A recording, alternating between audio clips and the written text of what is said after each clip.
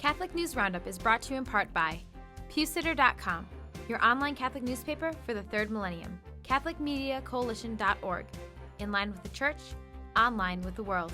And TheAmericanCatholic.com, politics and culture from a Catholic perspective.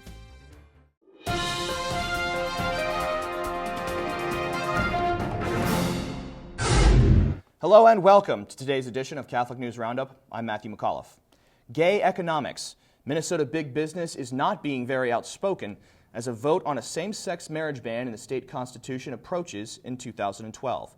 Interestingly, the Associated Press reports that after contacting 13 Fortune 500 companies based in the bread and butter state that offer benefits to same-sex couples, only one said they would openly try to stop the amendment from passing.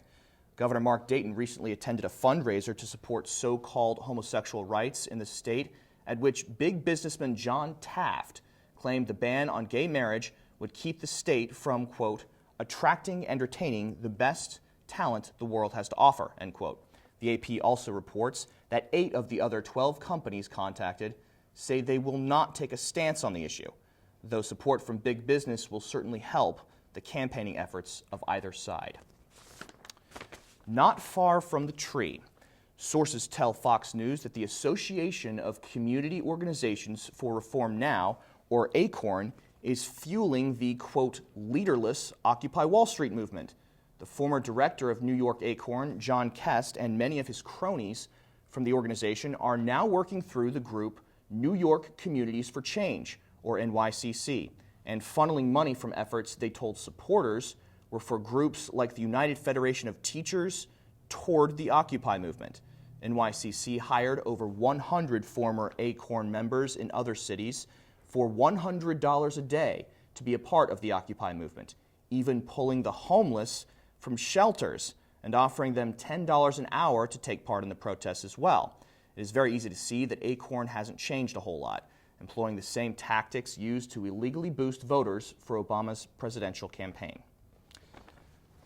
Abortion murder verdict. 2 participants in the infamous House of Horrors abortion clinic are pleading guilty to charges of third-degree murder in what is reportedly the first confirmed case of an abortion clinic worker found guilty in the death of a baby. LifeSite News reports former employee of Kermit Gosnell, Adrian Moten, admitted assisting in the death of one baby, while Sherry West, the second accomplice facing charges, admitted in helping to drug one abortion client to death during a botched abortion. Neither one of them had medical training or licensing, and the 2 also pled guilty to charges of participating in a corrupt organization. Both women may testify against Kermit Gosnell himself as a part of their plea agreement, but he still awaits his upcoming trial, accused of 8 counts of murder. Stay with us. We'll be back in just a few seconds. Catholic News Roundup is brought to you in part by NewOxfordReview.org, the voice of Catholic Orthodoxy, in print and on the web, and RenewAmerica.com, expanding the influence of America's grassroots in the cause of freedom. Alabama prayer ban. Atheists in Alabama are trying to force their godlessness on all Christians practicing their religious rights, this time for allowing the name of Jesus to be mentioned in prayer before school sporting events. Lauderdale County resident Jeremy Green has involved the Freedom of Religion Foundation, whose attorney Stephanie Schmidt expresses her opinion, saying the invocation of Jesus' name in prayer is, quote, especially disturbing given the young age of these students, end quote.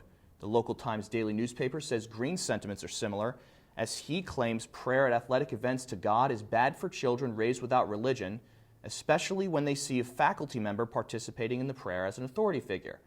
The Freedom of Religion Foundation bills itself as the largest atheist organization in America, boasting 17,000 members and an American population of over 312 million, with only 150 members in its Alabama chapter.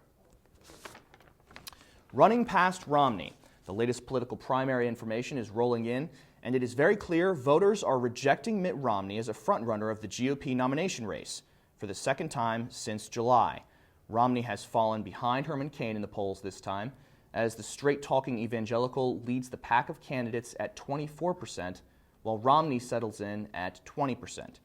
Meanwhile, The Hill reports the Catholic candidate on the political trail, Rick Santorum, though he hasn't been mentioned in the media much, has spent more time in the critical state of Iowa than any other candidate, holding 172 public events in 67 counties. Santorum spent time this week garnering support in South Carolina, a state that is known for voting early. I'm Matthew McAuliffe. Thanks for tuning in today. Be sure and tune in tomorrow for your daily dose of Catholic News Roundup right here on RealCatholicTV.com.